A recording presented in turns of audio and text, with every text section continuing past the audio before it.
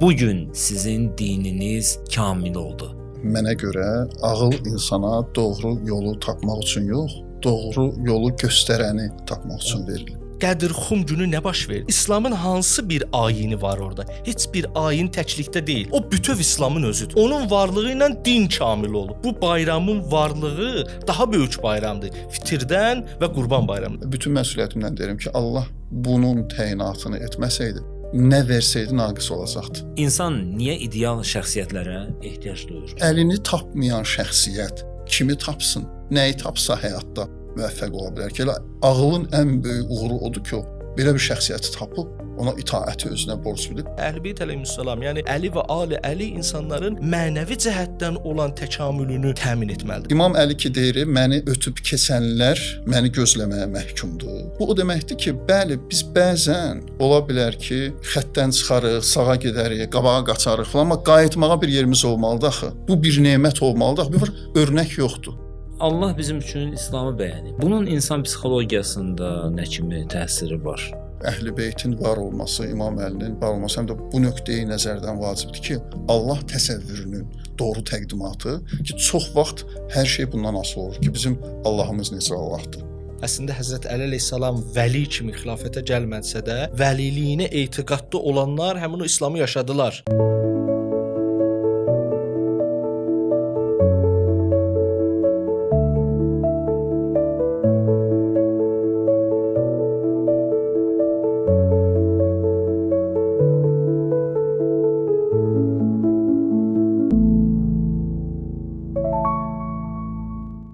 Bismillahirrahmanirrahim. Salam, hər vaxtınız xeyirli, bərəkətli olsun. Əziz və möhtərəm izləyicilər, Mahiyyət podkastının xüsusi buraxılışını izləyirsiniz. Bugün mübarək Qədirxum bayramı günüdür. Bu münasibətlə hər birinizi təbrik edirik. Bayramınız mübarək olsun. Qədirxum nədir? Qısa olaraq miladi təqvimi ilə 632-ci ildə Hicri qəməri tarixi ilə hicrətin 10-cu ilində böyük bir hadisə baş verdi.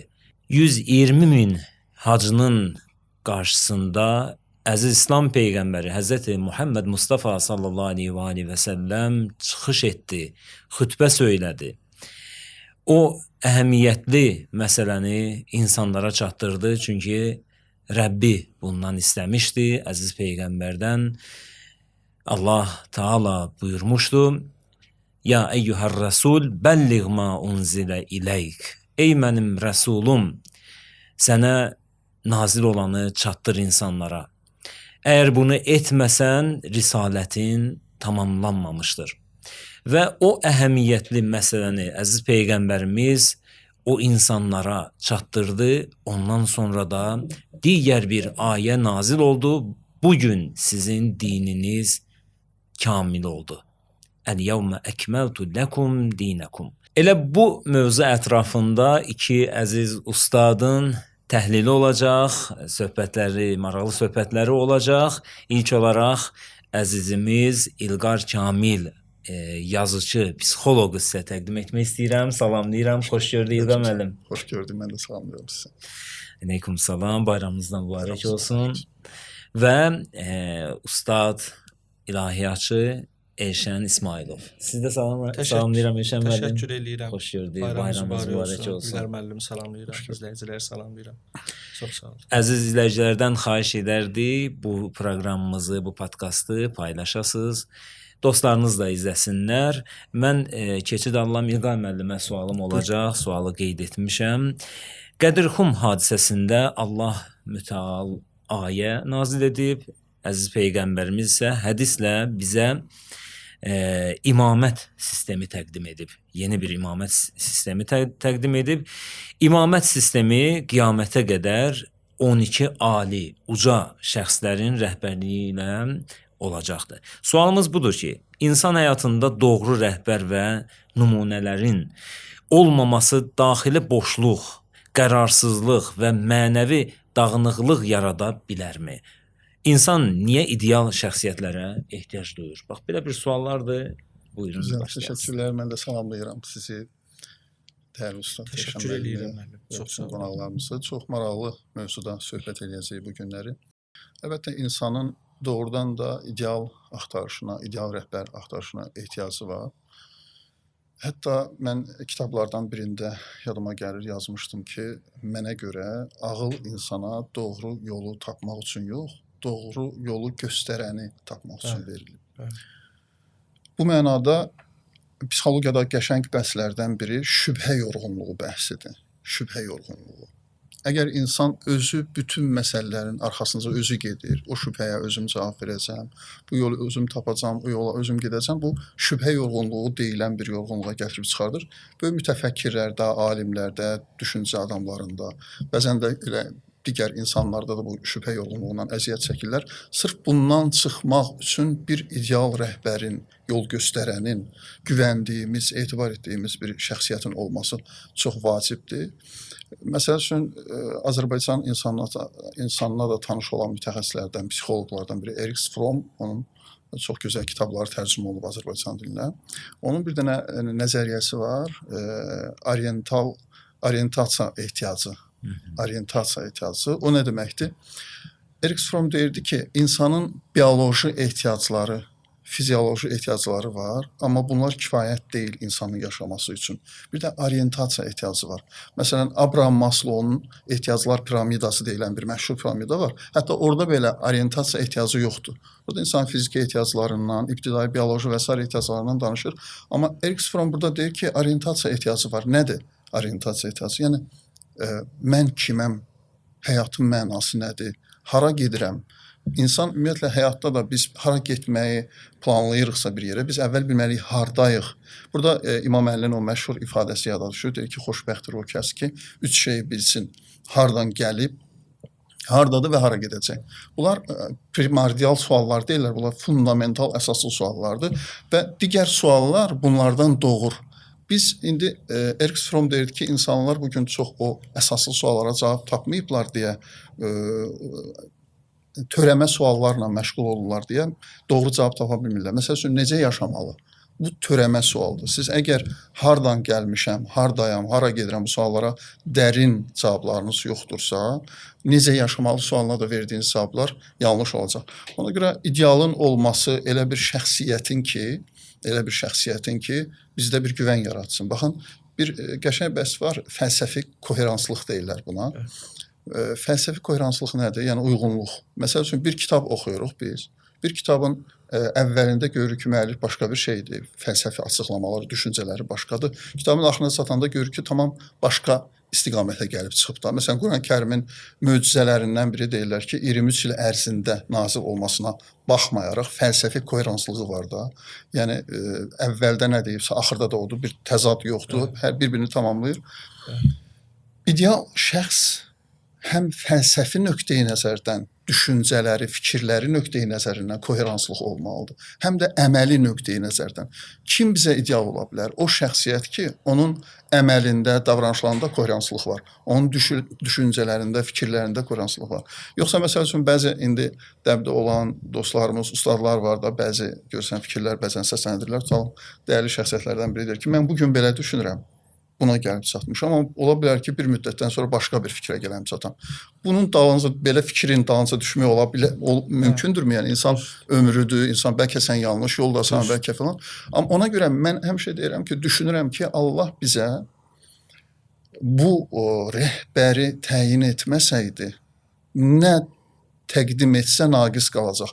Əslində, o Əl-yevmə əkməltu ləkum dinəkum və ətməmtu aleykum ni'məti söhbəti ki var. Mən deyirəm, bu bir faktdan xəbər verir, bir faktı deyir bizə. Deyir ki, bundan aşağı, bundan başqa sizə rəhbər təyinatı eləməsəydim, bütün verdiklərim naqis qalır da. Çünki burada seçim paradoksu söhbətləri var, dediyim kimi şübhə yorğunluğu söhbətləri var. Yəni, elə bir şəxsiyyət olmalıydı ki, bu Allahın ilahi lütfu olmalıydı. Yəni, bunsuz mümkün deyil. Biz deyirik ki, Allah mərhəmətlidir və s. və s.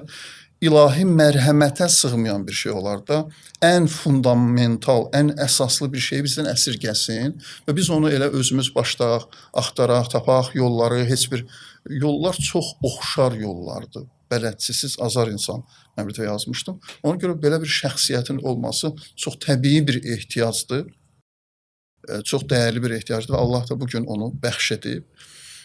Maraqlıdır ki, Qədirxum hadisəsi ilə bağlı Oqtay müəllim bayaqları giriş verdi. Orada maraqlı diqqətimi çəkən bir şey var idi. Çoxdan bağda yazmışdım.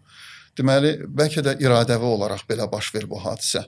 Elə bir yerdə baş verir ki, bir qism hacılar, o 120 min olan insanlardan bir qismi getmişdi, qabaqdaydı, bir qismi çox arxadaydı. Orada gözlədilər, geridə qalanları gözlədilər və qabağa keçib gedənləri də dedilər ki, qayıtsınlar, arxaya söhbət var.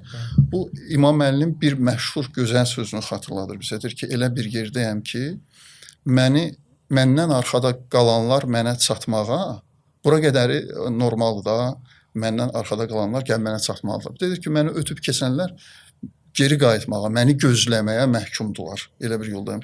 Ona görə bu həmən orta yolu, idealı bizə göstərir. Bir də burada digər bir məqama, mən ötəri keçirəm söhbətlərin üstündən, əslində belə bu sualın üstündə həqiqətən, yəni pafosuz deyirəm ki, saatlarla danışmaq olar. İmam Əli ilə bağlı deyilmiş çox qəşəng söz var. Deyir ki, İmam Əli bütün meydanların qəhrəmanıdır. Bütün meydanların.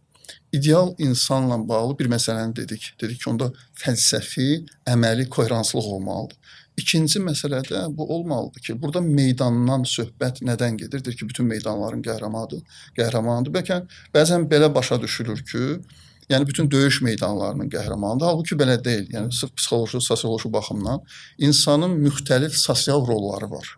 Məsələn, biz həm valideynik, bu bizim bir sosial rolumuzdur. Biz övladıq, bir sosial rolumuz, ictimai adamsansa bir sosial rol, işin, peşən, nə bilim, həyat yoldaşı kimi, mənim yadıma gəlir bir pasiyentim var idi, ailəvi problemləri var idi. Oğlan mənə israrla deyir ki, müəllim, gedin mənim işlədiyim yerdə maraqlanın, görün mən necə dostum. Mən dedim ki, mən buna şübhəm yoxdur ki, siz gözəl dostsunuz. Amma bu o demək deyil ki, siz həm də gözəl həyat yoldaşsınız. Bunlar fərqli sosial rollardır. Deyəndə ki, İmam Əli bütün meydanların qəhrəmanıdır, yəni bütün sosial rollarda mükəmməldir. Yəni biz bir şəxsiyyətin alim kimi dəyər veririk, fikirlərinə, düşüncələrinə, arxasınca gedirik və ki, alim kimi o sosial rolunu çox gözəl ifadə edir. Amma biz onun həyatına baxanda görürük ki, ailə başçısı kimi uğursuzdur. Amma bir insan ki, bütün sosial rollarında qəhrəmandır, alidir və belə bir insan ideal olmağa layiqdir və belə bir insan təqdim olunmalıdır, xüsusilə təqdim olmalıdır. Qədirxum da məhz belə bir gündür. Bir məsələni deyim, İlqar müəllim. Hətta siz bayaq çox əla, gözəl yerə toxundunuz ki, orada insanın elə bir insan, ideal insan olmalıdır ki, onun həm etiqadı, həm əməlləri ona uyğun olmalı. Yəni əməlləri onun dediyinə, onun belə olanda ideal olur. Və Həzrət Əlinin həyatında biz bunu görürük. Amma bundan əlavə, hətta Həzrət Əli imam kimi təqdim olunmamışdan əvvəl də Quran onun kimliyi barəsində nə qədər ayələrdə buyurur ki, o kimdir. Hətta Tətir ayəsində onların pak olduğundan danışır. O döyüşlərindəki məsələlərdə onun nə qədər qüdrətli olduğundan danışır. Həzrət Peyğəmbərin yerində yatanda insanlardan eləsi var ki, canını verməyə hazırdır və İnsan surəsindəki. Və İnsan surəsindəki həmin o bütün bunların hamısı ilə Həzrət Əlinin necə bir ideal olduğunu çatdırır ki, o biri kəslər üçün, yəni ondan sonraki təqdim vəli kimi təqdim olunanda insanlar üçün ideal bir sanki personaj kimi zehinlərində canlansın. Bu o qədər mühüm məsələdir ki, İlqar müəllim də bayaq yaxşı bir məsələyə toxundu ki, bir alim desə ki, əgər bu gün mən belə düşünürəm, sabah belə, ona ola bilsin ki, axı bizim alimlərin arasında seçim etmə şansımız var. Biz istədiyimizi seçim eləyə bilərik. Bəli, bu dəfə bunun fikrinə, sabah onun fikrinə, amma ilahi övliya, vəli elə bir kəsdir ki, sən bir mənalı olaraq ona özünü təqdim eləməlisən. Maraqlı məsələlərdən biri budur ki, deməli orada Peyğəmbər sallallahu əleyhi və səlləm onu deməmişdən əvvəl, hələ Həzrət Əlini çağırıb mən kuntu Mövla deməmişdən əvvəl dedi ki, mən sizə sizin özünüzdən daha artıq üst deyiləmmi, övlad deyiləmmi mən sizə. Yəni vəlinin xüsusiyyəti budur ki, insanın özünə özündən daha artıqdır. Belə bir kəs o qədər ideal olmalıdır. İlqar müəllim deyən kimi hər pozisiyada o qədər ideal olmalıdır ki, insan tamam dünyasını, axirətini, hər şeyini, elmi və digər məsələlərin hamısını tamamilə onun ixtiyarında qoya bilsin. Əgər belə olmasaydı, onda insan tam da arxain olmazdı. Hətta onların barəsində məsumiyyət, ismət barəsində nə deyilir? İsmət o şeydir ki, dünənə qədər yaxşı deyildi, hətta indən sonra illərdir yaxşıdır. Amma lap əvvəllər yaxşı olmayıb da insanda hansısa bir psixoloji sarsıntı yaradır. İnsanda yenə də şübhə məsələsini gündəmə gətirir. Bəlkə yenə belədir, bəlkə yenə elədir. Ona görə də tamam ismət sahibi olmalıdır ki, həyatında, keçmişində və heç vaxt ismətə zidd addım atmamalıdır ki, insan tamamilə özünü onun ixtiyarında qoysun. Çünki onun dediyi bütün məsələ mənim həyatımda rol oynayacaq. Bir məsələni də deyim, İlqar mənim çox yaxşı yerlərə toxunub deyir, mənim bu məsələlər nəzərimə gəldi. İmam həm o qədər insanı ideal şəxs olaraq qane etməlidir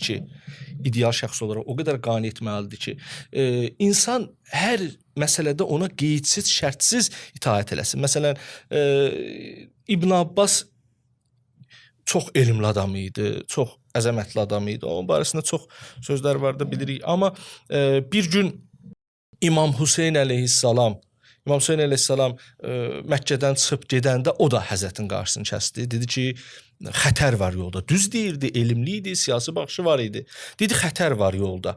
Xətər var yolda o deməkdir ki, ya imam getmə. Amma insan imama o qədər uca bilməlidir ki, sənin görmədiyin məsələləri görə bilirik, düşünməlisən ki, tamamilə özünü ona təqdim eləyə biləsən və əgər Allah beləsini təqdim etməsəydi, İnsan heç bir vəclə tam rahatlıqla özünü onun ixtiyarında qoya bilməzdi.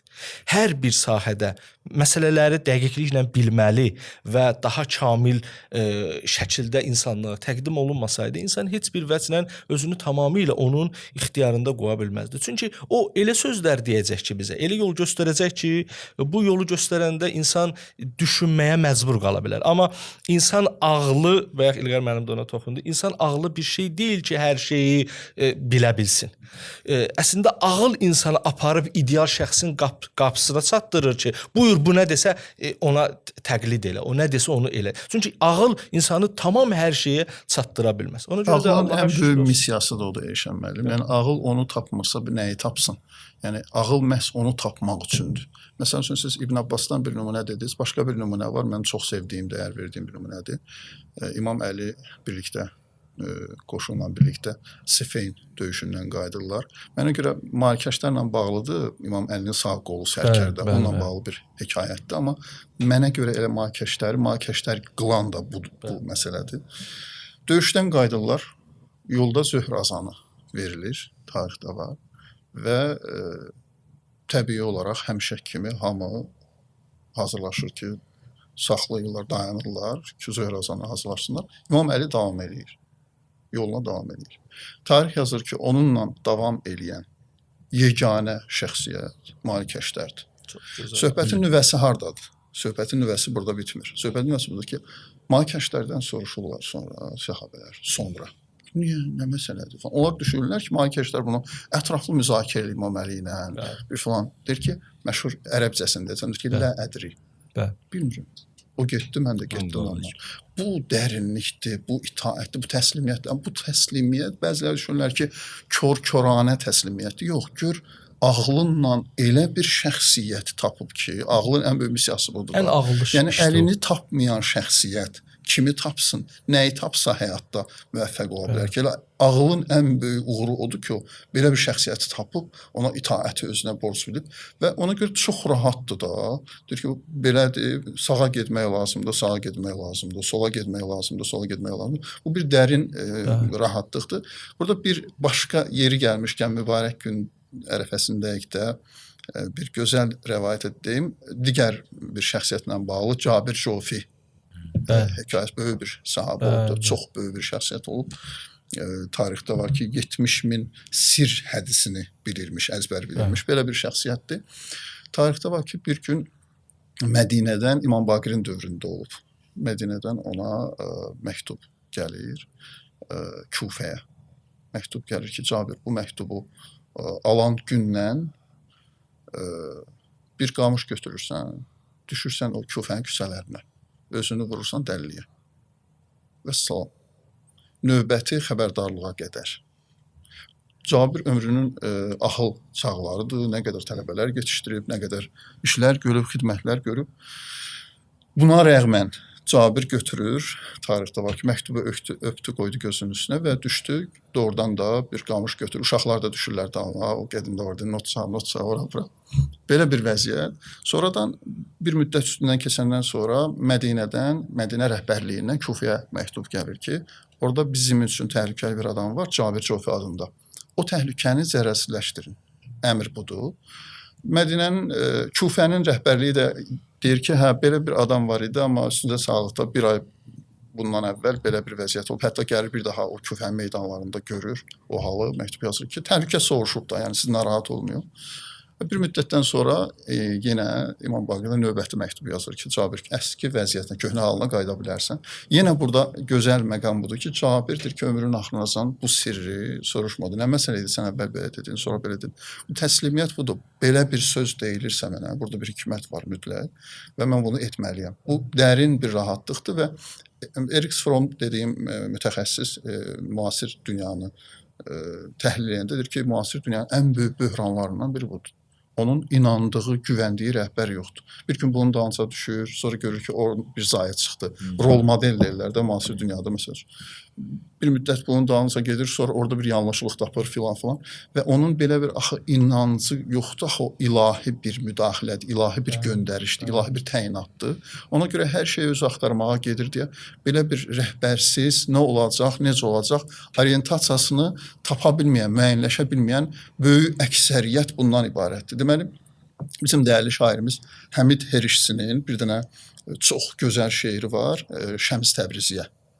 Orada çox gözəl misralar var, orada mən çox sevirəm. Məsəl üçün deyir ki, uşaqlar ağlarsa qoy ağlasın, onların gözündə su var, göz yaşı hələ ki yoxdur. O şeirin bir yerində gəlir deyir ki, siz gedirsiniz, mən yol gedirəm. Məncə bu şəxs İmam Əlinin dilindən görünən qəşəng səslənir. Siz gedirsiniz, mən yol gedirəm. Yəni böyük əksəriyyət insanlar gedirlər sadəcə. Amma Əli ibn Əbi Talib yol gedir. O çox bir yol nədir? Yol odur ki, onun məqsədi. Həmin Erich Fromm dediyi orientasiya budur da. Onun bir məqsədi olmalıdır, bir başlanğıcı olmalıdır. Hara gedir, necə gedir, yəni konkret olmalı. Siz bir cəngəllikdə düşünün ki, bir yer var. Yola bənzər bir şey var, nə əvvəli var, nə axırı var, bilinmir hara çıxır. Bu bir hamarlanmış yol ola bilər. Amma yol o sözün həqiqi mənasında yol deyil. Siz gedirsiniz, mən yol gedirəm. Məhz yol gedənin arxasınca ideal şəxsiyyət odur ki, o bir yol gedir və öz yolunda da prinsipaldır. Bir şey də qeyd edeyim. Bilirsiniz, dəbdə olan, indi gündəmdə olan mövzular var. Emosional zəka mövzusu, emosional zəka mövzusu. Bir yerə qədər, bir vaxta qədər insanlıq bir xeyli müddəti düşünürdü ki, bizim ancaq mental zəkamız var. IQ deyirlər də buna. Amma 93-cü ildə yeni bir nəzəriyyə çıxdı. Buna deyirlər zəkaların çeşidliliyi nəzəriyyəsi. Amerikalı bir Govard adında bir mütəxəssis bu nəzəriyyəni irəli sürdü və dedi ki, insanın müxtəlif əslində, məsələn, suluq var, tutalım, musiqi istedadı, zəkası. Bu, bir adam çox böyük alim ola bilər, amma onun musiqi istedadı olmaya bilər. Sosial zəka, emosional zəka və s. Amma onlar heç biri yeni bir zəka növü var ki, ondan danışmamışlar. Bu zəka növündən ilk dəfə 2000-ci ildə Danazar adında bir qadın mütəxəssis danışır. Ruhani zəka. Bu, biz emosional zəkanı dərindən tədqiq eləyəndə, sosial zəka bu insanlarla ünsiyyət qaydalarını öyrədir, necə davranmalı, necə danışmalı, insanlar necə dost qazanmalı, Dale Carnegie'nin məşhur kitabı var da, necə dost qazanmalı və s. Amma orada hamısı üzdə olan məsələlərdir. Sosial zəkada dərinliyi bəhs etmir. Üzdə etika qaydaları, davranış qaydaları və s. Ruhani zəka nədir? Deyir ki, məsəl üçün bir insan düşünün, o müəllif bir çox şəxsiyyətləri araşdırır. Həzrəti İsa kimi, digər xristian dünyasında tanınmış adamlar kimi. Bunların deyir ki, hamısının ortaq cəhəti o idi ki, onların məsəl üçün prinsipallığı var idi. Sədaqətlilik, öz prinsiplərinə sadiqlik. Mənə görə İmam Əli ilə bağlı, mən yazılarımda bu haqda yazmışam. İmam Əli ilə bağlı deyilə bilən mənə görə ən böyük sözlərdən biridir. Şəxsən mənə görə ən böyük sözdür bu. Çünki bir psixoloq kimi bilirəm bu nə qədər çətin bir şeydir ki, Əli fəhlə ikən də xəlifə kimi düşünürdü. şəhid Mürtəza Mütəhhərinin Əli ibn Əbi Talib haqqında sözüdür. Mən bir yazıda belə başlıq qoymuşdum ki, Marksı darmadağın nəzəriyyəsini, Karl Marksın nəzəriyyəsi deyir ki, insan şəraitdən asılı da təsirlənir. Məsəl üçün insan yaxşı maşında oturanda biz biraz daha belə başqa cür danışmağa başlayır. Yaxşı geyinəndə daha başqa cür danışır. Çox qəribədir, insan zəifdir, acizdir. Amma bir insan düşünür ki, fəhləykən də xəlifə kimi düşünürdü. İdeal insan olmaq üçün budur. Biz görməliyik ki, o təsirlənmir şəraitdən. Əvvəl necə idi, indi də elədir. Orada necə idi, burada da elədir. O belə bir şəxsiyyətin mövcudluğu çox fundamental, çox vacibdir. Maraqlıdır. Karl Marx'ın o sözünü vurdu da yerindən biri. Hə, darmadağın elədi. Amma həqiqətən də ümumiyyətlə o döyüş meydanında necə özünü göstərirdi, ibadət meydanında, məsciddə, mehrabda necə özünü göstərirdi.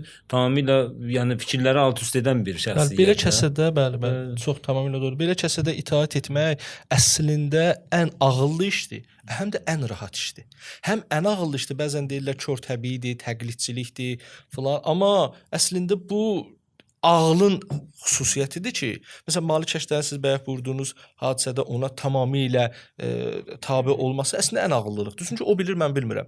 Deyirlər bir dəfə Zurara barəsində də. Deyirlər Zurara deyir ki, mən əgər bir narı imam kəssə, desə ki, bu tərəfi halaldır, bu tərəfi haramdır, mən soruşmaram. Niyə? Çünki o mütəxəssisdir, o bilir. Biz həkimin qəbuluna da gedəndə, həkim bizə nə resept yazsa, heç soruşmadan əməl eləyirik. Biz kör-köranəli eləyirik bəyəm. Xeyr, ən ağıllı iş budur. Allah bilir, biz bilmirik. Ona görə də müəllim də bayaq vurduğu kimi seçim eləyə bilməzdi. Əgər seçim haqqını bizdə qoysaydı ki, Allah, siz indi buyurun özünüzə ideal şəxs seçin ki, nə desə əməl eləyəcəksiniz. Bizə çətin olardı. Biz deyirdik, ilahi bizi problemə saldın. Sən daha yaxşı bilirsən deyə sən etməlisən. Bu həm ən ağıllıdır, həm də ən rahatıdır. Əslində Allah həm ən ağıllı, həm ən rahat işi bizə deyib. Amma biz bunu sonradan çətinləşdirdik. Zaten indi mövcud bir dənə böhran var dünyada. Müasir insanın ən ciddi böhranlarından biri seçim paradoksu deyirlər.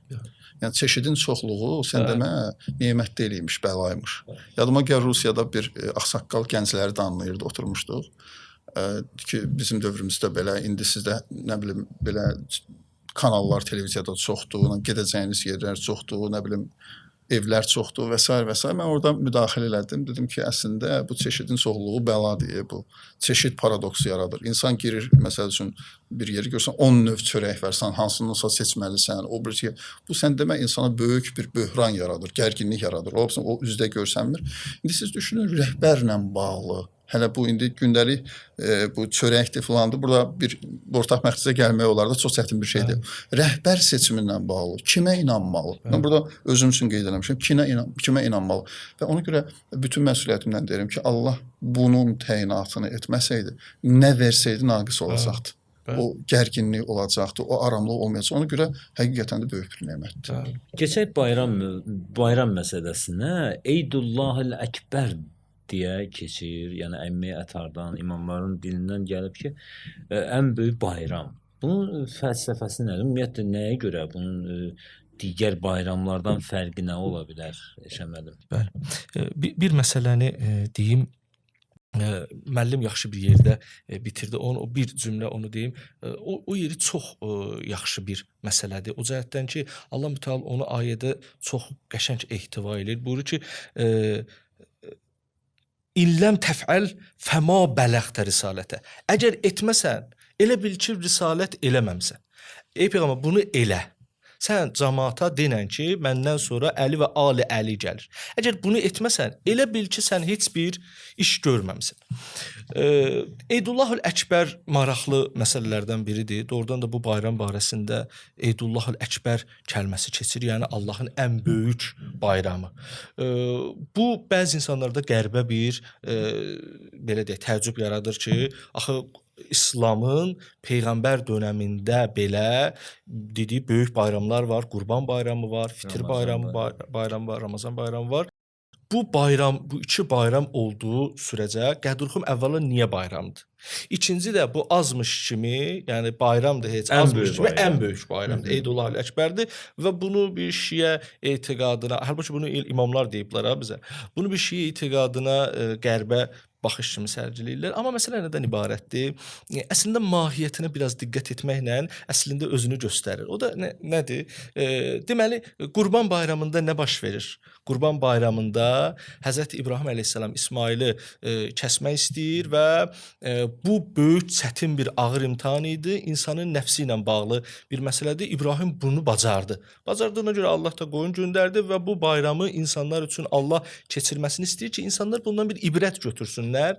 Nəfslə mübarizə məsələsində insanlar bu məsələni bilməlidirlər ki, bir gün bir peyğəmbər bu işi görüb Allaha xatir öz nəfsini öz ayağı altına qoya bilib. Və bunu bayram keçirməlisiniz. Burada dinə aid heç bir məsələ yoxdur. Yəni bunun olub olmamasının dinlə heç bir əlaqəsi yoxdur. Bu bayramı keçirib keçirməməyin dinlə heç bir əlaqəsi yoxdur. Bunu ümumiyyətlə Allahın insanlara deməsi sırf mənəvi, nəfsi təskiyə babında olan bir məsələdir. Əlbəttə ki, həddindən artıq faydası var, amma dinin bir hissəsi deyil. Ramazan bayramına gələndə isə Ramazan bayramı, fitr bayramı nədir? Orucluğun bitməsi ilə bağlı yəni İslamda, müsəlmanların içindəki əməllərin içində bir ayinin mükəmməl şəkildə bitməsi ilə bağlı keçirilən bayramdır. Bir ayini ilə bağlı keçirilən bayramdır. Ona görə də kim Ramazan ayını yaxşı keçirdirsə, ümumiyyətlə Allah bizə qərar verib ki, Ramazandan sonra bu gün bayram olmalıdır. Amma bəs Qədirxum nədir? Niyə Eydullah Əkbərdir? Çünki Qədirxum dinin bütövi deməkdir. Onu təqdim eləyəndən sonra Allah buyurur ki, bu gün sizin dininizi kamil etdim. Bu gün nemətlərimi tamamladım. Yəni o günə qədər hamımız bilirik ki, tarixdən bilirik ki, o günə qədər Allah hər şeyi vermişdi. Bir dənə imamət sistemi qalmışdı və peyğəmbərin axırıncı həccidir. Orada axırıncı dəfə bunu təqdim eləyir, buyurur ki, bu günlərim sizin dininiz kamil olur deyə. Yəni mənim axırıncı həccimdir və sizə bir iş görmək istəyirəm ki, bu gün sizin dininiz kamil olacaq. Peyğəmbər belə demir. Amma Allah gəlir onu bu cürə təsdiqləyir. Peyğəmbər buyurur ki, mən özümdən sonra Əlini təqdim edirəm. Əli və Ali Əli imamət sistemi. Və orada həmçinin o Səqələyn həccində də buyurur ki, özümdən sonra 2 ağır əmanət qoyuram. Quran və Əhl-i-Beyt və Həzrət Əli də mənim sizə vəli olduğum kimi vəlidir. Bundan sonra Əli və Ali Əli, yəni imamət sistemi gəlir gündəmə. Məhz buna görə Allah Mütəal buyurur ki, bunu mən artıq dininizi indi kamil elədim. Sonra maraqlı da ayə buyurur ki, və bu gün mən din olaraq mən Allah bu İslamı sizin üçün artıq bəyəndim, kamilləşdi. Məndən soruşsaz, mən sizə din olaraq bunu bəyəndim. Allah Mütəal bunu buyurur. İndi Qədirxum günü nə baş verdi?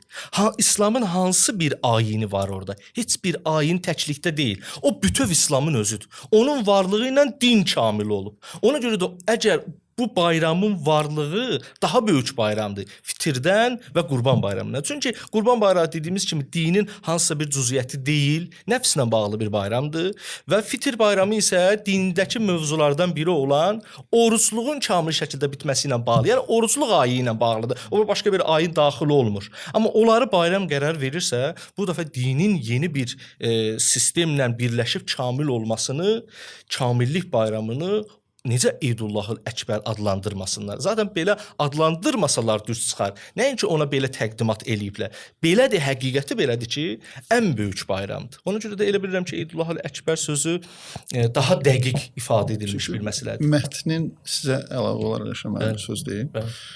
Deməli, mətnin oxunuşu çox əhəmiyyətlidir. Hətta mətnin özü qədər. Yadıma gəlir, Rusiyada yaşayanda dostlarımdan biri bir gün mənə yazdı ki, qardaşım, MRT eləmişəm başıma. MRT çəkdirmişəm, başında nəsə problem var. Türkiyəyə apardın, başqa söz dedilər həkimlər. Eyni MRT-ni Gürcüstana aparmışam, orada başqa şey dedilər. Bakıda ümumiyyətlə başqa bir şey dedilər. Mən onu göndərsəm, Rusiyada bir yaxşı təxis tapsaz, görək orada nə deyirlər, məsəl. Biri deyir ki, şişdir, biri deyir ki, heç bir narahatlıq yoxdur. Mənim özümün şəxsən də başıma gələn şey də bu. Mən onda düşündüm ki, doğrudan da oxunuş nə qədər vacibdir. Mətn eynidir də, mətn eyni mətndir, Quran-Kərimdir. Amma bunu kim oxuyacaq? Kim şərh edəcək? Diaqnozu kim qoyacaq? Bəlkə də İslam cəmiyyətinin, bəlkə də yox, əminəm ki, belədir, bu vəziyyətdə olmasının səbəblərindən biri, bəlkə də ən birincisi, məhz o mətni digərlərinin ən doğru mütəxəssisin deyil, digərlərinin şərh etməsidir. O şərhdən çox şey asılıdır. Gəlirlər şərh, yəni necə yazılırsa elə də gedir də. Burada bəzi həkimlər var, gedirsən, analiz cavablarını aparırsan, müalicə yazsın deyə. Deyir ki, mən buranın analizlərini etibarlı saymıram. Mən onun əsasında yazacağam da müalicəni, düzdür? O etibarlı olmalı. Ona görə o mətnin oxumaq niyə görə din kamil olur? Çünki mətni oxuyan yoxdursa, bu Peyğəmbər dövründə də var idi. Peyğəmbər, hətta belə tarixdə var ki, siz çox yaxşı bilirsiniz, Quran-ı Kərimlə birlikdə müəllimlər var idi, göndərirdi Quranı şərh edənlər, Peyğəmbərin öyrətdiyi kimi şərh edənlər. Quran özü indi dəbdədir, bu mövzu deyirlər Quranilərdə, Quran özü kafidir və s. Mən özüm, sən özün tamam oxuya bilərsən, başa düşə bilərsən, bunda heç nə yoxdur. Amma ən doğru bu yanlış yerlərə aparıb çıxarda bilər də, yanlış şərhlər verə bilərsən, yanlış. MRT-ni biraz həkimə çox gedib gələn adam elə bilir ki, hələ mən də baxıram, təqlid edirəm. Yox, bu belə deyil də. Yəni gerçəkən mütəxəssis oxumalıdır. Bu nöqteyi nəzərdən kamillik bu kontekstdən baxmaq lazım. Nəyə görə din kamil olur? Çünki oxunuşçu, mütəxəssis təyinatı verilir. Ən doğru bu oxumalıdır. Bu oxuyarsa xilas olacaqsınız. Niyə görə o hədisdə, Səqələyn hədisində yan-yanada, yəni bu bunu oxumalıdır. Bu bunu şərh etməlidir. Başqa yolu yoxdur. Digər bir məsələ də qeyd edeyim. Deməli, bir Albert Bandura var, çox sevdiyim bir mütəxəssisdir. Yaxınlarda dünyasını dəyişdi. 95 yaşında çox gözəl fikirləri, nəzəriyyələri var, müasir, yəni dövrümüzə praktik söhbətləri var. Onun bir dənə məşhur nəzəriyyəsi var, sosial öyrənmə nəzəriyyəsi. Bir dənə eksperiment var, Bobo kuklası eksperimenti. Deməli, uşaqlar valideynlərlə birlikdə bir otaqda qoyulur. Valideynlərindən istənilir ki, bu Bobo kuklası ilə aqressiv davranın. Onlar başlayırlar aqressiv davranmağa. Sonra bu uşaqlara bu kuklanı verəndə uşaqlar valideyn necə davranıbsa, elə davranır. Digər eksperimentdə isə mehriban davranır valideynlər, uşaqlar da elə davranır. Buna deyirlər sosial öyrənmə. Bandura təkid edirdi ki, təqlid deməkdir bu, yoxsa sosial öyrənmə. Yəni Bandura deyirdi ki, biz ancaq kitablardan, yazılardan, insan yazılardan filandan öyrənmir. İnsan baxıb öyrənir, görüb götürür. Nümunə olmalıdır, örnəklər olmalıdır. Yoxsa Bandura deyirdi ki, o bildiklərimizin sayı qat-qat çoxdur. Yəni biz baxaraq öyrəndiklərimizin ayna neyronları bəhsi var da. Baxaraq öyrəndiklərimizin sayı qat-qat çoxdur. Ona görə rol modellər, ideal rol modellər çox vacibdir ki, siz bir cəmiyyətə baxın, gələcəyini görmək istəyirsinizsə, orada örnək modellər kimdirlərsə, kimlər təqdim olunursa, cəmiyyətin gələcəyi odur. Bu özündən asılı olmayan şuuraltı bir prosesdir. Gündəmdə kimdirsə, aktual kimsə, ideal kimlər təqdim olunursa, kütləvi informasiya vasitələrində, sosial şəbəkələrdə və s. bu cəmiyyətin gələcəyi odur. O nöqteyi nəzərdən bir etalon olmalıydı. Bir etalon olmalıydı. Qayıtmaq üçün bir yeri olmalıdır insanın. Məsələ birisi nədir? Məsələn, mən bir dəfə yazmışdım ki, tələsməsəydim çoxdan çatmışdım. İmam Əli ki deyir, məni ötüb keçənlər məni gözləməyə məhkumdur. Bu o deməkdir ki, bəli, biz bəzən ola bilər ki, xəttdən çıxarıq, sağa gedərik, qabağa qaçarıq falan, amma qayıtmağa bir yerimiz olmalıdır axı. Bu bir nemət olmalıdır. Bir örnək yoxdur. Bəzən valideynlər mənə deyirlər ki, müəllim, uşaqlarımıza danışırıq, örnəklər göstəririk, danışırıq. Onlar amma öz bildiklərini eləyirlər də. Nə qədər deyirik, onlar öz bildiklərini eləyir. Onda danışmayaq da, mən istəyirəm, yox, danışın. Onların haçansa qayıtmağa bir yerləri olmalıdır.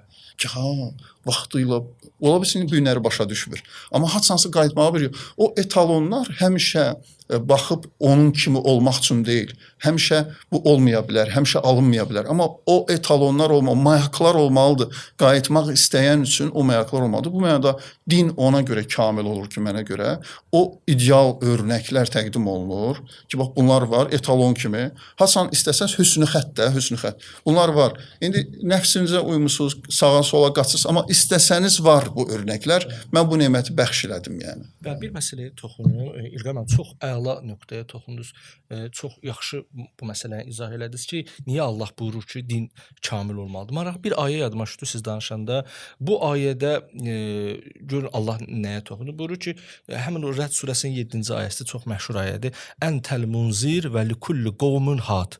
Peyğəmbərdən də öz dövründə soruşdular, Əhl-i-Sünnətin kitablarında da bu gəlib. Soruşanda ki, ya Resulallah, sən bir qorxudansan və hər bir ümmət üçün bir hidayət edən var, hadi var. Nə deməkdir bu? Əleyhissalam onun yanında. Dedi ki, mən qorxudanam, bu kişi də hidayət eləyəndir. Bu bunun balaları.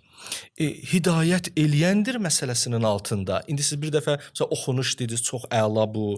Bir dəfə məsələn onu düz bu gəlir təşri imaməti. Yəni imamların təşriyi olaraq insanlara həqiqəti xəbər verməsi. Bu çox mühüm məsələdir. İnsan hər bir cəhətdə gəlməlidir. Vaxtilə Peyğəmbər sallallahu əleyhi və səlləm barəsində buna aid çoxlu sözlər demişdi. Onlardan ən məşhuru Əhl-i-Sünnətin də nəql elədiyi ki, "Ənə mədinətul elm və Əliyun babuha." Mən elmin şəhəriyəm. Yəni mən hər şeyi bilirəm. Əli o içəri daxil olması Əli qapıdır, Əli hər şeyi bilir. Amma burada isə had məsələsini gətirməklə ki, onlar həm də hidayət eləyəndirlər. Hidayətdə artıq sanki təşri imamətdən də biraz kənara çıxır. Yəni təşri imamətdə sanki dini göstərmək var. Amma hidayətçilər, hadilər o kəslərdir ki, onlar həm də insanı ümumiyyətlə hidayətə apara bilərlər. İndi hidayətin özü barəsində də bilirsiniz də, deyilir ki, iki cür hidayət var. Bir, cahillikdən dinə hidayət etmək, yəni bilməməzlikdən bilməzliyə hidayət. Bir hidayət isə mənəvi hidayətdir. Bu mərhələdən digər mərhələyə, nəfsin belə deyək, mərhələlərində, nəfsin seyirlərindəki olan hidayət. Əhl-i Beyt əleyhissalamı həmin Rəd surəsində və likulli qovmun had hər bir ümmətin isə bir hidayət eləyən olmalıdır. Bu isə imamların daha da artıq zərurətindən xəbər verir ki, yəni hətta belə də deyil idi ki, tutaq ki, siz deyirsiniz Quranilər deyirlər ki, biz Quranı bir yerə qədər başa düşə bilərik. Lap məsələn siz onu başa düşdünüz. Hermenevtik məsələ çox mühümdür, yəni. Lap sən onu başa düşdün. Amma bu təkcə məsələləri aydınlaşdıran deyil idi axı. Yəni imamlar təkcə gələn dini öyrədənlər deyil idi ki, onların başqa missiyaları var ki, bizim başa düşüb düşmədiyimiz tərəfləri var onun. Onlar hidayət eləyəndirlər. Xanım Fatimə Zəhra Səqifə hadisələrindən sonra belə söz deyir. Deyirdi ki, əgər siz məşhur o xutbəsində də bunu deyir. Deyirdi, əgər siz Əhl-i Beyti, əgər siz Əlinin ətəyindən yapışsaydınız, o sizi addım-addım aparıb məqsədə çatdıracaqdı. Nədir məqsəd? Məqsəd din olsaydı, Peyğəmbərdən sonra hələ din ortadadır. Din ortadadır. Məqsəd din deyil idi. Məqsəd Allahın ümumiyyətlə dini göndərməkdə məqsədi təkcə insanların nəyisə bilməsi deyil ki, insanların mənəvi təkamülüdür. Yəni Əhl-i Beyt əleyhissalam, yəni Əli və Ali Əli insanların mənəvi cəhətdən olan təkamülünü təmin etməlidirlər. Mənim yadıma bir məsələ də düşdü. Məsələn, İmam Hüseyn əleyhissalamın elə birazdan da Məhərrəm gəlir də. İmam Hüseyn əleyhissalamın Kərbalada o etdiyi qiyam, yəni İmam Hüseyn əleyhissalam Məhərrəm. İmam Hüseyn əleyhissalam Məhərrəmində nə baş verdi? İmam Hüseyn əleyhissalam nə üçün getdi? Şəhid oldu və hamı da deyirdi ki, bu işin axırı ölümdür və sənin özünün canın buna layiq deyil. Məsələn İbn Abbas, Abdullah ibn Ömər onu deyəndə deyirdi ki, gördü ki, anlada bilmir. Çünki onlar tarixi, siyasi analizlər qoyurdu onun qabağına ki, məsələ belədir. Deyirdi ki, artıq gördü ki, çatdıra bilmir. Deyirdi ki, Allah məni belə görmək istəyir, şəhid görmək istəyir. Dedilə, bəs yaxşı övladlarını aparsan, ailəni aparsan, onu da deyə bilmədi, çünki deyə bilmirdi. Dedi ki, Allah onları da əsir görmək istəyir. İmam Hüseyn nə baş verir, niyə belə etmək istəyirsə? Çünki bizim imamların, yəni dönəmi qutarandan sonra, yəni 250 ildən sonra nə baş verəcək? İnsanların əli ilahi övliyaya çatmayacaq. Kamil insana onların əli çatmayacaq. Əlləri kamil insana çatmayanda məsələ dinin özü də deyil. Çünki yazıları çatacaq bizə, özləri çatmayacaq. İnsanlar kamil insanla həmin o mənəvi bağlarını necə eləsinlər? İmam Hüseyn əleyhissalam, yəni əslində Həzrət Əli olmalı idi, sonra İmam Həsən, sonra İmam Hüseyn və imamət davam eləməli idi. İndi gəldi bir mərhələyə çatdı ki, İmam Əlini qoymadılar, İmam Həsən də edə bilmədi. İmam Hüseyn əleyhissalam artıq baxır ki, bir iş görməliyəm ki, qiyamətə qədər insanlar oxunuşdan əlavə həm də ruhları ilahi övliyaya çatmalıdır. Çünki Quran buyurur axı ki, onlara məhəbbət, Məvəddət surəsində belə deyir də, Şüara surəsində buyurur ki, onları sevmək vacib. Peyğəmbər denən ki, Mənim əhl-i-beytimi sevir. Əhl-i-beyti necə sevəcəkdik biz? Bilməsək ki, onlar kimdir? Onlar iqtidarda olmasa, onlara biz davranışlarına baxmasaq, görməsək necə sevərik? Ona görə də İmam Hüseyn əleyhissalam bir alternativ təqdim elədi Kərbalada əslində. Nədir alternativ? Alternativ budur ki, insanlar ona qulaq asmaqla, ona baxmaqla qəlbləri riqqətə gələcəklər. Bax budur hidayət.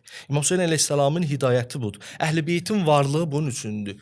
Əhl-i-beytin varlığı bunun üçündür. Ki insana həmin o ilahi övliya nədiri versin. Bəyəxlam İlqar müəllim çox əla bir məsələyə toxundu ki, insan hara getsə də əleyhissalamın o dediyi hədisi ki, qayıtmaq lazımdır. Və sonra deyir ki, hara getsə də ki, bir yer olmalıdır, qayıtmaq yeri olmalıdır. Niyə qayıtmaq yeri olmalıdır? Çünki sənin ruhun bir yerdə özünü aram tuta bilər. Sən bir yerdə həqiqi inandığın, güvəndiyin və sənin qəlbinə, ruhuna da lazımlı olan bir yerdə təmərküzləşməlisən. Əgər belə olmasa sən heç vaxt aram ola bilməzsən. Ona görə də Əhl-i-beytin varlığı ki, Allah buyurur ki, mən sizin dininizi kamil etdim və nemətlərimi tamamladım. Bu tamamilə daha geniş mənada nəzərdə tutulmalıdır və bununla din, həmin o sualdakı kimi də, bununla din kamil olur deyə və Eydullahül Əkbər məhz bu cəhətdən demək olar. Mən bir şeyi də qeyd edim, Şəməlim. Kitabların birində, hətta bir hissəsində bunu yazmışam, xoşum gəlib deyə. Bir gün deyir ki, müəllim öz məzun olmuş tələbələrini mədrəsədən də göndərir. Hərəsi öz şəhərinə, öz diyarına gedəcək. Tövsiyə nəsihətlərini verərkən lap axırda deyir ki, Allahı sizə tapşırıram. Bəli. Tələbələr deyirlər ki, usta, deyəsən xərifliyib də, qocalıq falan, usta, deyəsən falan. Deyir, yox. Düşünürlər ki, demək istəyir, siz Allaha tapşırın. Deyir, Allahı sizə tapşırıram. Gedəcəyiniz yerlərdə Allahın sevilməyi də, əstəğfurullah, söyülməyi də sizin təqdimatınızdan asılıdır. Siz necə təqdim edəcəksiniz? Deməli, bir Alman filosof var, yəni fəlsəfənin banilərindəndir, Edmund Husserl. Onun bir nəzəriyyəsi var, fenomenologiya nəzəriyyəsi. Husserl deyirdi ki, məsəl üçün, klassik misalı budur. Deyirdi ki, məsələn, düşünün, bir qaranlıq otaqda yatmışsınız və zülmət qaranlıqdır. Bir qara bir şey görürsünüz orada. Elə bilirsiniz ki, o ilandır. Halbuki o qara bir şlanqdır. Siz yata biləcəksiniz gecən. Yata bilməyəcəksiniz. Bütün əlamətlərdə, yəni həyəcan, ürək döyünəcək və s. Böyrümdə ilan var orada. Husserl deyir ki, bizi hərəkətə gətirən həqiqətin özü deyil, onun haqqında təsəvvürlərimizdir. Məsələn, mən seanslarda bəzən soruşuram pasiyentdən, əgər inanclıdırsa, deyirəm ki, sənin Allahın necə Allahdır? Bundan çox şey asılıdır. Freud qəşəng bəhsi var, super ego bəhsi. Mən bir bəhs eləmişdim, Allah super ego kimi gəlmənin birində. Bizim Allahımızın necə olmasına çox şey asılıdır. Orada bir ifadə işlədirəm, təhlükəli ifadədir, kəsib çıxardıb bəzən düzəldilər ki, problem Allahımızdadır. Problem Allahımızda, yəni Allah inancımızda da bu mənada. Həqiqətən də dərindən tədqiq edəndə görürsən ki, problem bu adamın Allahındadır. Bu adamın Allahı belədir. Ramir Zövşən deyir, Allah bizim Allahdır, keçər günahımızdan. Doğrudan mı Allah bizim Allahdır, keçər günahımızdan, vur çatlasın? Yoxsa Allah necə Allahdır? Rəbbim Əhl-i-beytin Musa və Harun Quran ayəsi də var. Bəli. Musanın Allahı. Musanın Allahı, Musanın Əlinin Allahı. O Əhl-i-beytin İmam Əlinin ən böyük missiyalarından biri, bəlkə də birincisi də tövhid bəhsidir də, Allahın təqdimatıdır. Əlinin təqdim etdiyi Allah, Əlinin ibadət etdiyi Allah. Hələ təqdimatını da qoyaq kənara. Məsəl üçün, var onu təqdim edir, Nəhcü Bəğada, məsələn, Allah bilən, tövhid bəhsləri falan var, o öz yerində. Bir də var ki, Allah Əlinin qorxduğu, ibadət etdiyi, sevdiyi Allah daha cazibədardır da. Görürsən, tarixdə var, deyir ki, Leylətə sücud olurdu. Bir gecə səcdə gecəsi, səhərə qədər, Leylətə rüküs olur. Bu necə bir Allahdır? Axı, insan ona aşiq olur, Əlinin Allahını tanımaq istəyir. Mən Yerlə Göy arasında romanında orada belə bir bəhs var. Leyla, orada bir Leyla var, bir Cavanşir var. Orada Leyla bir Allaha çox inanmayan adamdır. Amma Cavanşirin Allaha inamı və bunun nəticəsində mübarizliyi, prinsipallığı və s. də o xidməti o qədər onu təsirləndirir. Axırda ondan bir nəfər soruşur ki, Leyla, deyəsən dönmüsən axı sən bu ailəyə gedəndən Allaha inanırsan. Deyir ki, Cavanşirin Allahına inanıram. Cavanşirin Allahına inanıram. Həmişə belə olur da, həmişə belə. Ona görə bu mənada Əhl-i Beytin var olması, İmam Əlinin var olması həm də bu nöqteyi nəzərdən vacibdir ki, Allah təsəvvürünün doğru təqdimatı ki, çox vaxt hər şey bundan asılı olur ki, bizim Allahımız necə Allahdır. İlham müəllim, Allah bizim üçün İslamı bəyənib. Və rəzitu lekumul İslamı dinə. Bunun insan psixologiyasında nə kimi təsiri var? Bu ifadənin özü mən bu ayəni oxuyanda ki, sizin üçün İslamı bəyəndim. Bu bəyəndim sözünün üzərində biraz dayanmaq lazım. Çox maraqlı bir məqamdır. Müxtəlif istiqamətlərdən baxmaq olar. Mənim toxunmaq istədiyim məsələ nədir? Baxın,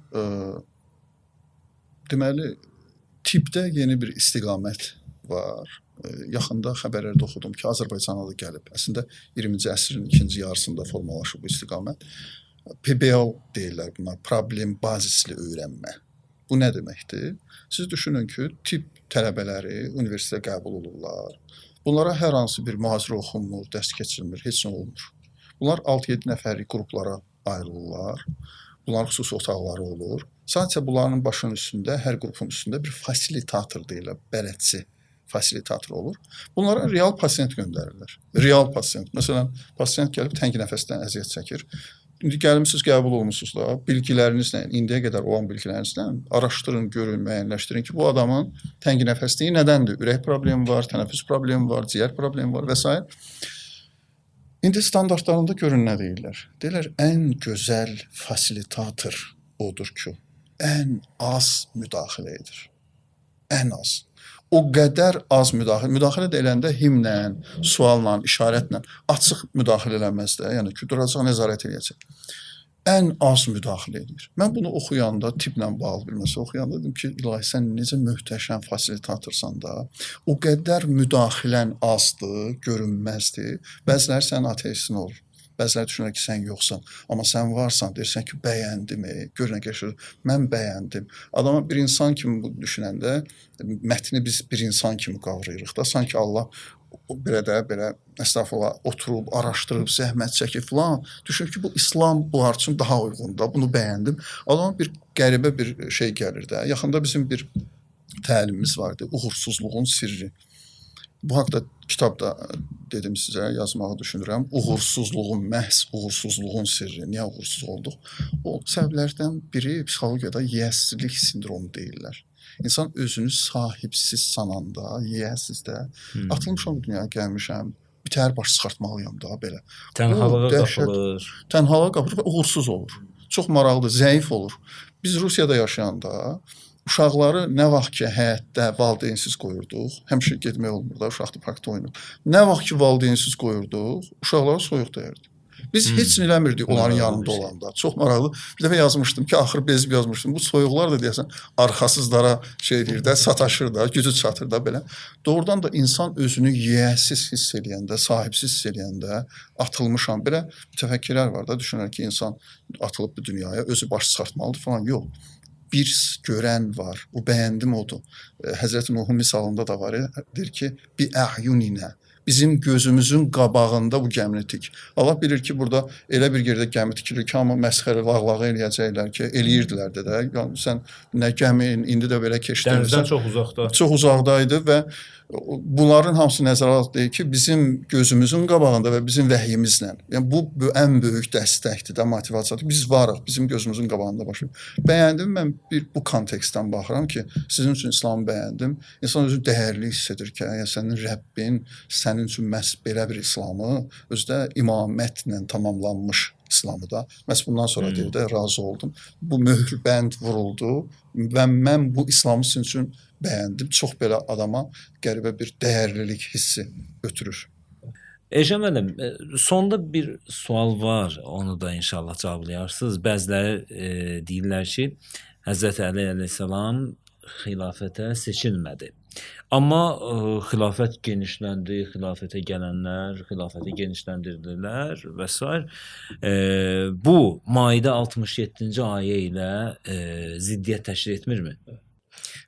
Çox məşhur iradlardandır, çox məşhur iradlardandır.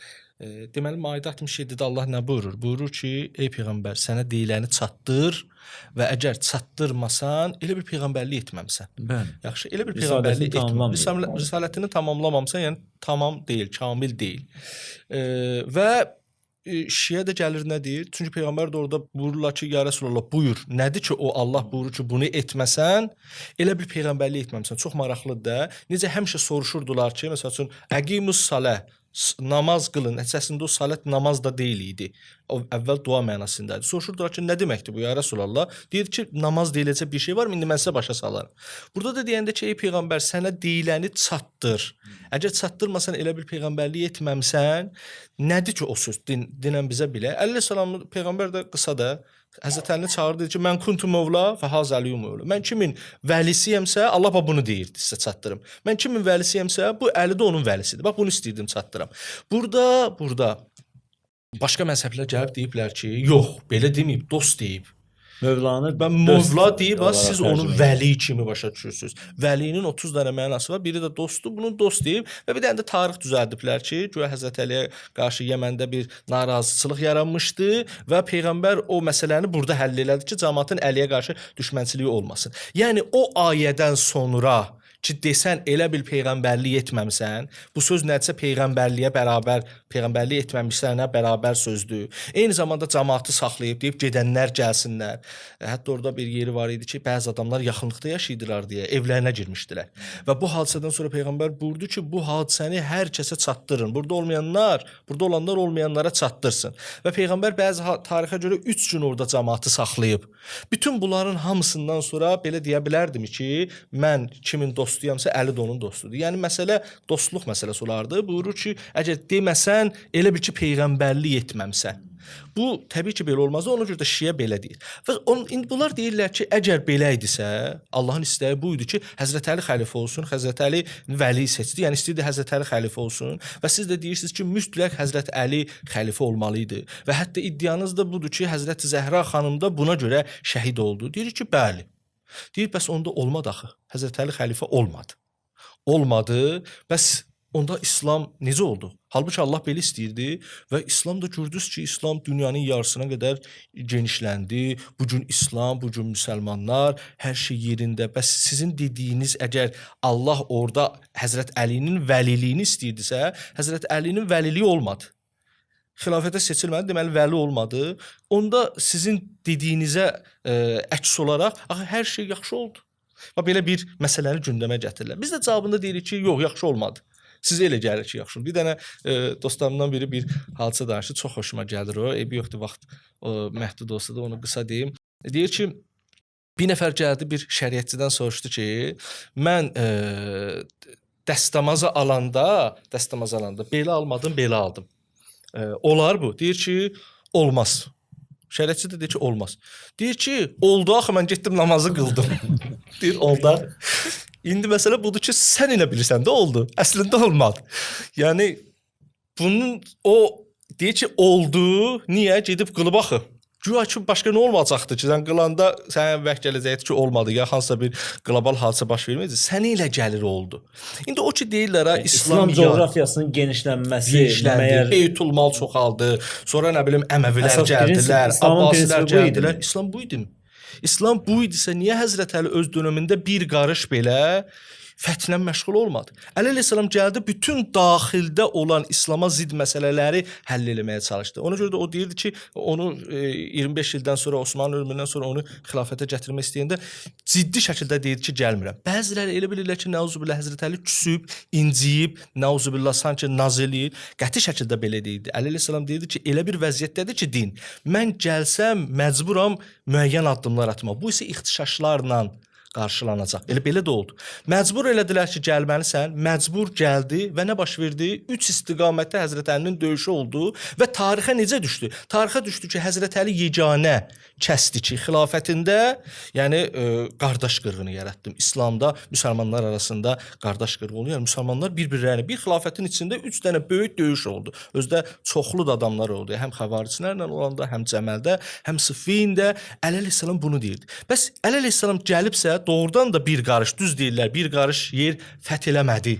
İslamı genişləndirmədi, Beytülmala başqa şeylər olmadı. Niyə belə elədi? Çünki Əli əleyhissalam deyirdi ki, İslamın bir həqiqəti var.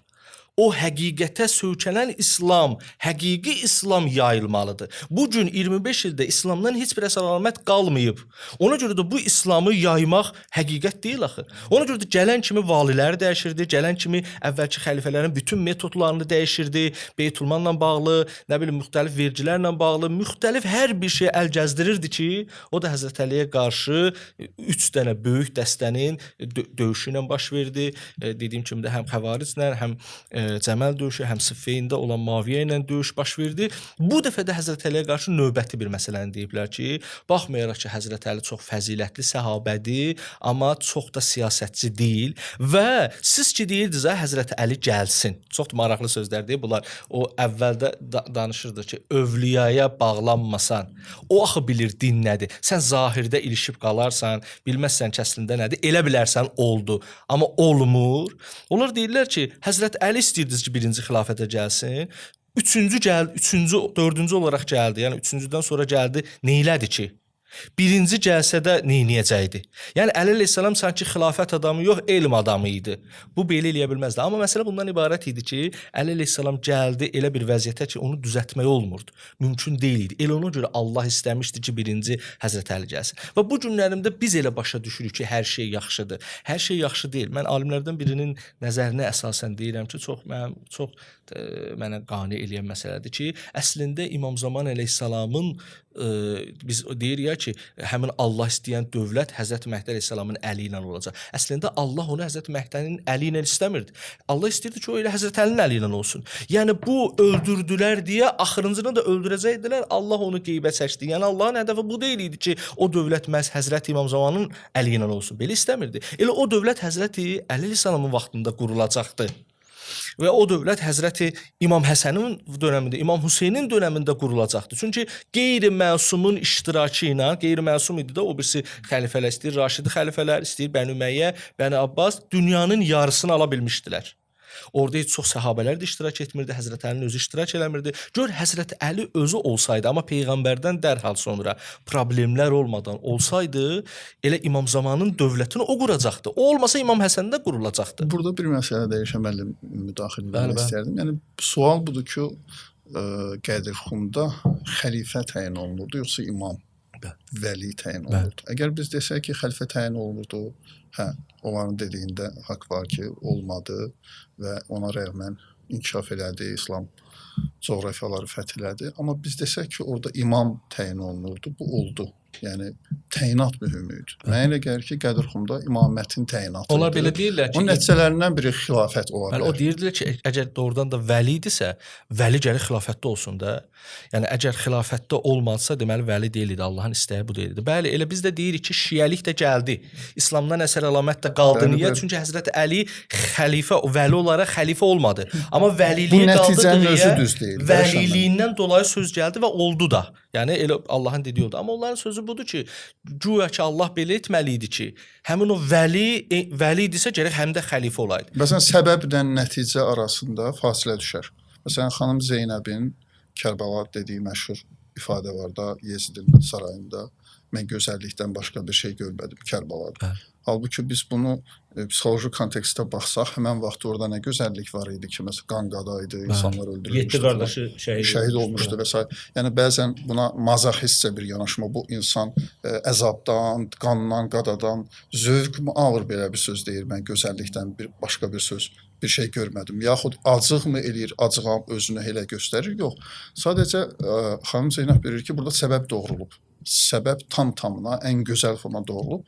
Nəticə bəzən bugün olar, bəzən sabah olar, bəzən bu nəticə mühüm deyil. Yəni böyük insanlar səbəbi doğurmaqla məşğuldur. Burada da ilahi təyinat nədir? Əli ibn Əbi Talib imam kimi təyin olunması, eynal olunması, özdə burada qəşəng bir ədəbiyyatda bəhs var, ekspozisiya bəhsi.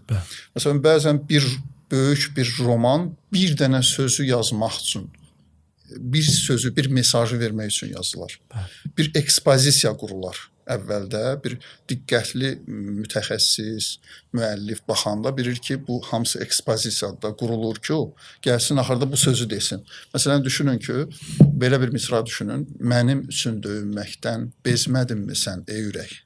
Bu adi bir misradır məsələn. Amma bir ekspozisiya daxilində məsəl üçün bir obraz düşünün, başına bütün hadisələr gəlib, dostları xəyanət edib, sevdiyi Helə və s. də hər cür bəla gəlib başına, axırda bunu vurublar, yıxılıb üz üstə yerə.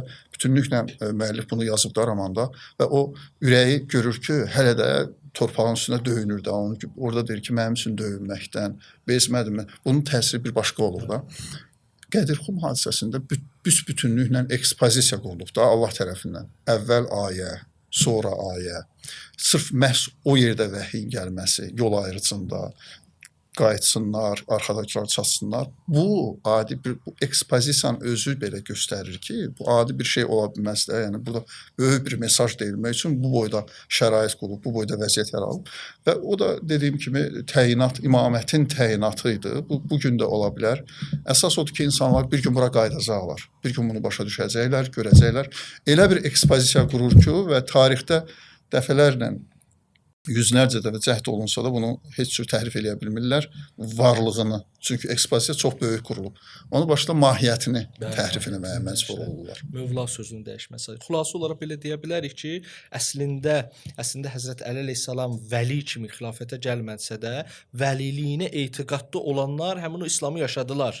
Yəni məsələn Şiənin etiqadı budur ki, həmin o Qədirxumun İslamını yaşayır. Amma xilafətə gəlmədisə də Allahın hədəfi, yəni ziddiyyət Maidə surəsi 67-nə ziddiyyət təşkil eləmir. O cəhətdən ki, xilafətə gəlmədisə də hər şey yaxşı oldu deyil. Baxmayaraq ki, İslam torpaqları genişləndi, baxmayaraq ki, həmən dönəmdə Beytülmal oldu və bu günlərim də müsəlmanlar çoxdur. Amma Allahın istədiyi xətlə olmayana qədər, bayaqlarım İlqar mənim çox yaxşı söz deyirdi. Biri var getmək, biri var yol getmək. Yəni hər getmək hədəfə doğru yol deyil. Hər İslam o deyil. Ona görə Peyğəmbər buyururdu ki, namazları qəbul deyil. Namazları qəbul deyil. Əgər səhrə qədər ibadət etsələr, oruç tutsalar, Əbu Qubeys dağı qədər qızıl versələr, qəbul deyil. Qəbul deyil bilirsiniz nə mənada? Ona görə ki, onu bir hədəfə çatdıracaqdı, onu çatdırmayacaq. Yəni hər namaz yaxşı olsaydı xəvaricin namazı belə olmazdı. Xəvaric də həmən namazı qılırdı. O demək ki, yəni İslamın bir dənə zahiri məsələlər var. Bir də İslam o zahirindən bir həqiqətlər doğur. O zahiri əməllər bir şeyi düzəltməlidir. Yəni ruhu təkamülə çatdırmalıdır. Əgər onu vermirsə, zahirdə hər şeyin yaxşı olmağına baxmır. Yəni o dəstəmazda deyilən kimi biz gedib namazı qılırıqsa, məqsəd namazı qılmaq deyil, məqsəd namazın qəbul olmasıdır. Dəstəmazı düz almamışıqsa, namaz qəbul deyil. Bizə elə gəlir ki, oldu. Ona görə də Əli əleyhissalam xilafətdə olmadığına görə olmadı. Və kim onu vəli vilayətini qəbul eləyirsə, vəliliyini qəbul edirsə, onlar üçün oldu. Həzrət Əli xilafətdə olsa da, olmasa da. Zaten elə İmam Hüseynlə xanım Fatimə-i Zəhra bu işi gördülər ki, insanların nəzərindən ayırdılar xilafətlə imaməti. Dedilər ki, bir kəs xəlifə olmasa da, xilafətə gəlməsə də imam ola bilər və insanlar onun arxasınca gedərək həqiqi İslamdan xəbərdar ola bilərlər və ilahi övliya ilə tanış ola bilərlər. Xanım Fatimə-i Zəhra elə bu yolda şəhid oldu. Onun bütün mahiyyəti bu idi ki, ayırdı ki, məsələ bundan ibarətdir. Amma başqaları elə bilir o əsri səadət, əsri filan, yaxşı oldu, belə oldu, bu şeylər olmadı. Çünki olsaydı əgər Əməvilər gəlib İslam adına neçə 100 il hakimiyyətdə qalmazdı. Bəni Abbas gəlib Peyğəmbər kürsüsündə qalmazdı. Və Peyğəmbərin övladlarını şəhid eləməzdilər. Hamısını şəhid elədi. Və İmam Zamana növbə, bax sözümə baxın, növbə gedib Allahın o dövləti var ha. O dövlətin növbəsi gedib İmam Zamanda çatmazdı. Heç İmam Zamanda da çatmadı. Ya Allah aldı. İmam Zamanı da öldürəcəkdi. Həzrət Məhdini də öldürəcəkdilər. Allah aldı. Yəni o hələ də gecikir. Hələ də Allah istədiyi dövlət qurula bilmir. Halbuki o elə Həzrət Əlidə qurulmalı idi, İmam Həsəndə qurulmalı idi. Deməli olmadı. Əhl-i Beytsiz İslamın tam definisiyası verilmir də. Mən bir dəfə çoxdan yazmışdım bu haqda. Bir növ var fəlsəfədə. Məsələn, canlı növdür. Canlı deyəndə bu quş da daxildir, balıq da daxildir, insan da daxildir. Bu növdür. Bir də var sinfi növ. Məsələn, biz deyəndə uçan canlı, artıq ora insan daxil olmur da. Uçanlıq quşun sinfi növüdür. Alimlər deyirlər ki, Əhl-i Beyt xətti, Əli ibn Əbi Talibdən başlayan İslamın sinfi növüdür. Biz onu oradan alsaq, İslamın digər dinlərdən ümumiləşir də, yəni digər dinlərdən. Yəni İslamın tam definisiyası verilmir ki biz bilək ki, bu nədir. Ona görə tam İslam hakim deyil deyə dünyaya bu günləri də təəssüf dediyimiz kimi.